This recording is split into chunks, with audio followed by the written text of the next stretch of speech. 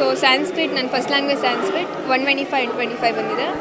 And English 1 marks ಹೋಯಿತು 99, Kannada 100, social 100, science 97 ಮತ್ತು maths 99. ಮಾಡಿದೆ. ಅಂದರೆ 1-2 ಮಾರ್ಕ್ಸ್ ಡಿಫ್ರೆನ್ಸ್, 621 ಆ ಥರ ಮಾಡಿದೆ. ಬಟ್ ಓಕೆ, ಸ್ಯಾಟಿಸ್ಫೈ ಆಗಿದೆ. ಖುಷಿ, ತುಂಬ ಖುಷಿಯಾಗಿದೆ. Teachers and teachers, HM, class teacher. ಅಂದರೆ 3 ಇಯರ್ಸಿಂದ 8th, 9th, 10th ನಾನು ಈ ಸ್ಕೂಲಲ್ಲಿ ಓದಿದ್ದು.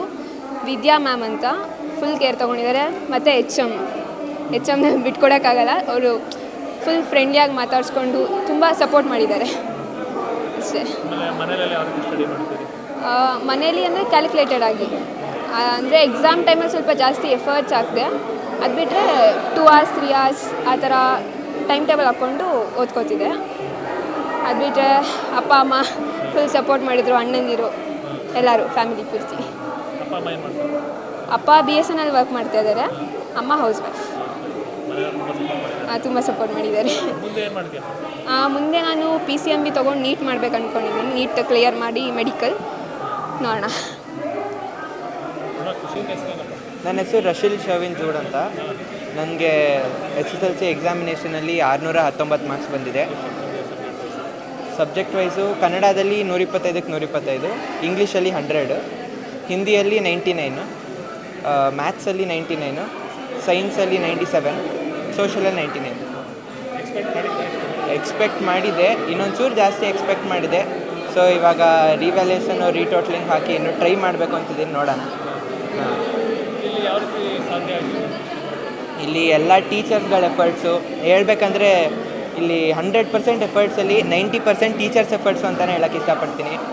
ಅವರು ಸ್ಪೆಷಲ್ ಕ್ಲಾಸ್ ಆಗಲಿ, ರೆಮಿಡಿಯಲ್ಸ್ ಆಗಲಿ, ಯಾವ್ಯಾವ ರೀತಿಲಿ ನಮಗೆ ಸಪೋರ್ಟ್ ಮಾಡೋಕ್ಕೆ ಸಾಧ್ಯ ಎಲ್ಲ ರೀತಿಲೂ ನಮಗೆ ಸಪೋರ್ಟ್ ಮಾಡಿದ್ದಾರೆ.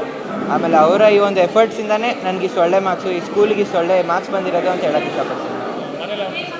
ಮನೆಯಲ್ಲಿ ತಂದೆ ತಾಯಿ, ಅಪ್ಪ ಅಮ್ಮ, ನಮ್ಮ ಅಜ್ಜಿ ತಾತ, ಕಸಿನ್ಸು ಎಲ್ಲರೂ 1 ನಿಮಿಷ ಬಿಡದೇ ನನಗೆ ಯಾವಾಗೆಲ್ಲ ನನಗೆ ಡಿಮೋಟಿವೇಟ್ ಆಗಿತ್ತು, ಯಾವಾಗ ನನಗೆ ಈ ಪ್ರಿಪ್ರೇಟ್ರಿಯಲ್ಲಿ ಒಂಚೂರು ಕಡಿಮೆ ಮಾರ್ಕ್ಸು ಹೆಚ್ಚು ಕಮ್ಮಿ ಆಗಿತ್ತು, ಆ ಎಲ್ಲ ಟೈಮಲ್ಲೂ ನಾನು ಹುರಿದುಂಬಿಸಿ ನನ್ನಲ್ಲಿರೋ ಮೋಟಿವೇಶನ್ನ ಇನ್ನೂ ಜಾಸ್ತಿ ಮಾಡಿ ನಾನು ಇಷ್ಟು ಒಳ್ಳೆ ಮಾರ್ಕ್ಸ್ ತರೋಕ್ಕೆ ಸಾಧ್ಯ ಮಾಡಿಕೊಟ್ಟಿದ್ದಾರೆ. ಡೈಲಿ ಪ್ರಾಬ್ಲಿ ಒಂದು 3 hours ಕನ್ಸಿಸ್ಟೆನ್ಸಿ ಇರಬೇಕು. ನೀವು ನಾನು ಹೇಳೋದೇನೆಂದರೆ ದಿನಕ್ಕೆ 1/4 ಗಂಟೆ ಓದಿದ್ರೂ ಸಾಕು. ಆ 1/4 ಗಂಟೆಯಲ್ಲಿ ನೀವು ಇಡೀ ಪೋರ್ಷನ್ಸ್ ಮುಗ್ಸೋಕ್ಕೆ ಸಾಧ್ಯ ಆದರೆ 1/4 ಗಂಟೆನೇ ಸಾಕು. ನೀವು ಓದಿರೋಷ್ಟು ನಿಮಗೆ ತಲೆಯಲ್ಲಿ ಹೋಗಬೇಕು, ಓದಿದಷ್ಟು ಫೋಕಸ್ ಆಗಿ ಓದಬೇಕು, ಅಷ್ಟೇ ಹೇಳೋಕ್ಕೆ ಸಾಕು. ಮುಂದೆ ನಾನು ಡಾಕ್ಟರ್ ಆಗಬೇಕು ಅಂತ ಇಷ್ಟಪಡ್ತಿದ್ದೀನಿ. ಸೊ ಕಾಲೇಜ್ ಸ್ಟಾರ್ಟ್ ಆಗಿದೆ, ನೋಡೋಣ. PUC ರಿಸಲ್ಟ್ ಇನ್ನೂ ಚೆನ್ನಾಗಿ ಬರಬೇಕು ಅಂತ ಆಸೆ ಪಡ್ತಿದ್ದೀನಿ. ಮನಸ್ವಿನಿ ಪ್ರದೀಪ್ ಅಂತ ವಿಜಯ ವಿಠಲ ವಿದ್ಯಾಶಾಲೆಯಲ್ಲಿ ಓದುತ್ತಿದ್ದೇನೆ. ತುಂಬ ಖುಷಿ ಆಗ್ತಿದೆ.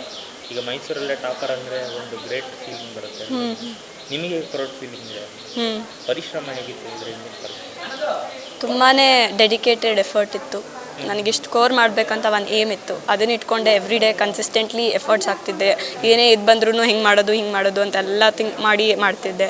ಟೆಸ್ಟಿಗೆಲ್ಲ ಫುಲ್ ಫೋಕಸ್ ಮಾಡಿ ಡೆಡಿಕೇಟೆಡ್ ಎಫರ್ಟ್ಸಿಂದ ಓದ್ತಿದ್ದೆ. ತುಂಬಾ ಪ್ರೌಡ್ ಫೀಲ್ ಆಗ್ತಿದೆ. ಇದ್ರ ಹಿಂದೆ ನಿಮ್ಮ ಎಫರ್ಟು, ತಂದೆ ತಾಯಿಗಳ ಒಂದು ಸಲಹೆ ಹೇಗಿತ್ತು? ನಿಮ್ಮ ಶಿಕ್ಷಣಕ್ಕೆ ಶಿಕ್ಷಕರ ಸಲಹೆಗಳು ಹೇಗಿತ್ತು? ಮನೇಲಿ ತುಂಬಾ ಸಪೋರ್ಟ್ ಇತ್ತು.